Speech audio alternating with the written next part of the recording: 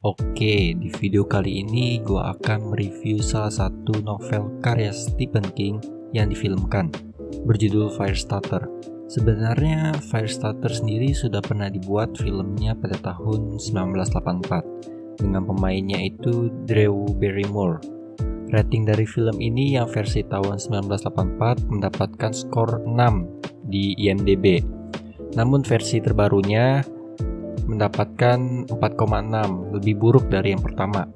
Jadi tanpa basa-basi, ini dia review gua terhadap film Firestarter.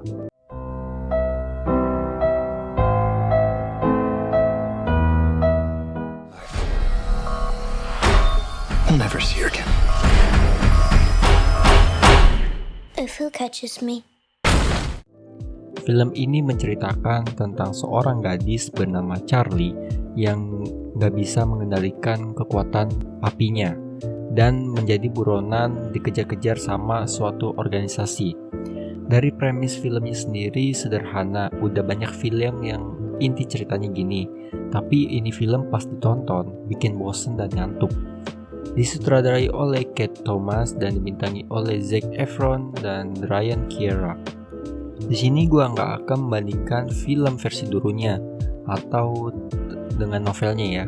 Kelebihan dari film ini jujur nggak banyak.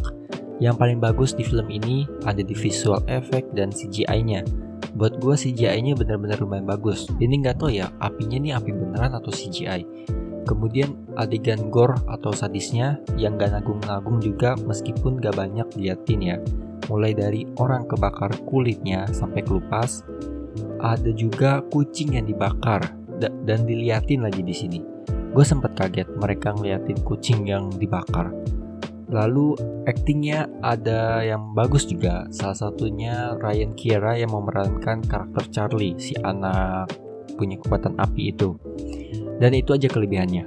Kekurangan di film ini nih banyak. Paling banyak tuh terletak di cerita.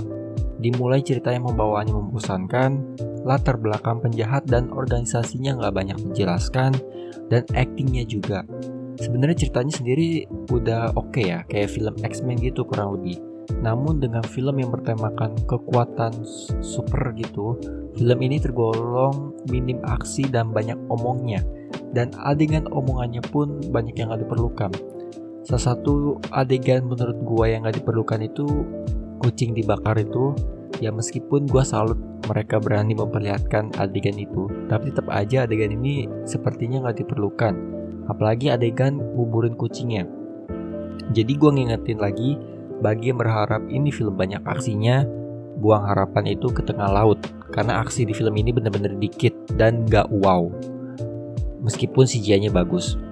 Karakter penjahatnya dan perusahaannya yang mengincar karakter utama juga gak begitu banyak dijelaskan. Motivasi ngejar si anak ini gak jelas banget. Terutama penjahat yang ngejar si anak ini sih. Background story-nya kita gak tahu. Terus tiba-tiba di akhir film dia jadi tobat, jadi nolongin si Charlie ini. Pokoknya gaji banget nih karakter. Namanya John Raybert kalau gak salah, yang ngejar si Charlie ini ya. Oh ya, film ini juga bisa dibilang mengambil tema keluarga, cuman chemistry mereka sebagai keluarga gak kerasa. Entah karena ini emang sengaja atau enggak. Soalnya kan diceritakan di film ini keluarga Charlie ini bukan keluarga kandungnya. Nah, kalau mereka bukan keluarga Charlie yang asli, bagaimana Charlie bisa dapat kekuatan yang sama dengan ayah ibu angkatnya?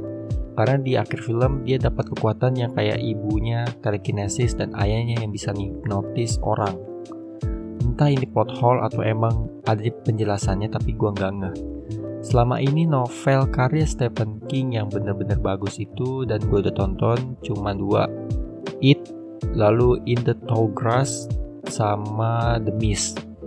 Kesimpulannya film ini kalian skip aja ya, bisa kalian skip karena nggak ada yang menarik banget dari film ini. Kalau kalian bener-bener gabut atau pengen tidur tapi nggak bisa, cocok ini film jadi penghantar tidur buat kalian.